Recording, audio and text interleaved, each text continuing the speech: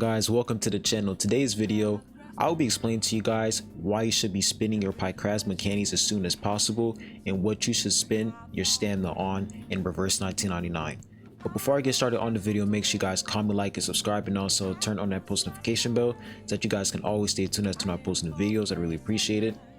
And if you guys are new here on the channel, if you have any questions regarding Tower of God New World in reverse 1999, you can join my Discord server by going to my channel description. You see the server link there, and I will also post a server link in the comment section down below.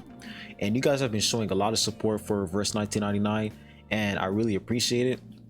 So let's get right into the video. So as you guys may know, whenever you log into the game, you get these PICRASMA candies in your mail. So here's the thing about these PICRASMA candies. These PICRASMA candies are not unlimited. They are limited. As you guys can see, they will last for only 5 days, and this will last for 12 days. And this is the only PICRASMA candy jar that is not limited, is unlimited, so it could basically stay in my inventory for as long as possible. But these three right here, there's a time limit to them. So the reason why you guys should be spending these time limit staminas, these PICRASMA candies, is because one, when the time limit is up, you cannot use them anymore and they're permanently gone. You can't even use the stamina, so you basically store these PICRASMA candies for no reason. So you should definitely be using these PICRASMA candies before the time limit runs out. And what you should be spending them on is, of course, resources. So as you guys can see, my Eternity, she is like my highest level character right now. I got her to Insight level 2, got her to level 9. And I'm basically, building her up. The next character I'm going to level up, of course, is Soneto. And then once I get DK, then I'm going to work on my DK as well.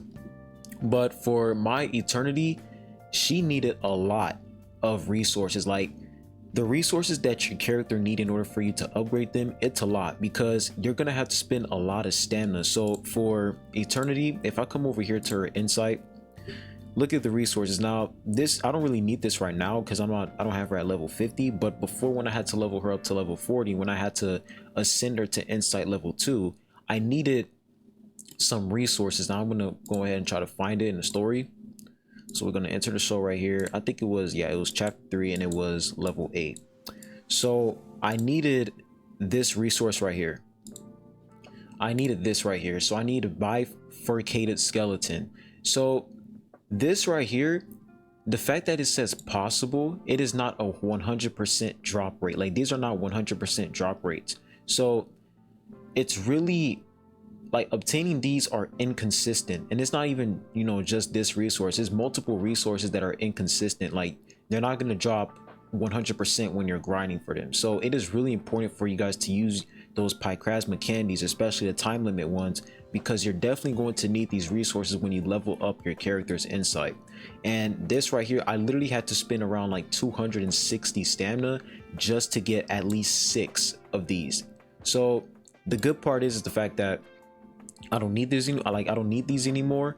But the fact that I'm in Insight level 2 and now I have to grind for legendary gear for Eternity is definitely going to be hard to obtain those gears. So I'm planning on, of course, I'm going to plan on finishing chapter 4, and once I finish that, I'm going to work on grinding Eternity's resources. So it's really important for you guys to use those stamina, because if you let these stay in your inventory and then when the time is up, you are going to regret it, because your characters are going to be so under level and you're basically going to be behind. So there's a reason why they're giving us all this stamina, because they know that it's going to take a lot of stamina to get all the resources for your character. So you want to make sure that you guys use these. Now, don't use the one that's permanent. I'm not using that because it's permanent. It can stay in my inventory for as long as possible, so I'm not going to use that. But the ones that are not permanent, you definitely want to use them up. So the way I'm doing it is that I'm using the ones that last for 5 days first, and then after that I'm going to use the one that lasts for 12 days.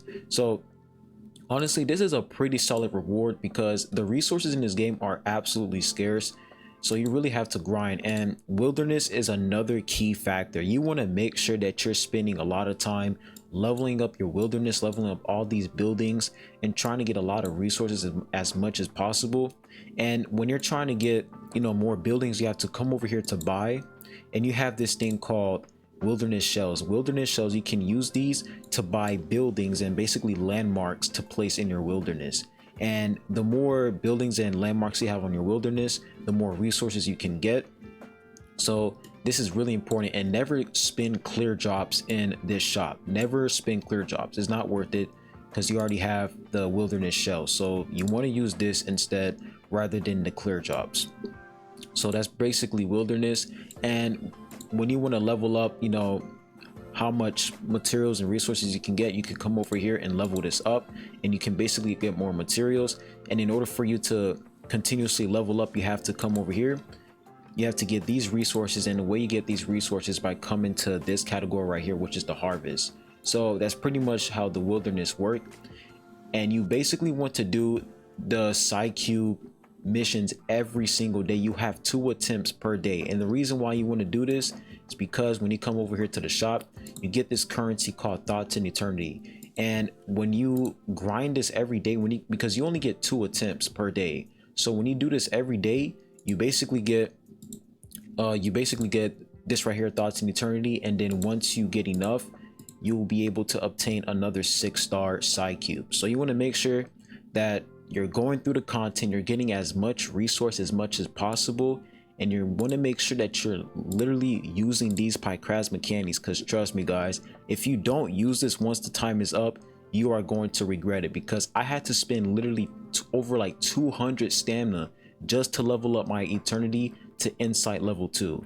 So it's tough out here, man. It's tough out here. So there's a reason why they're giving us these resources, and it is really helpful.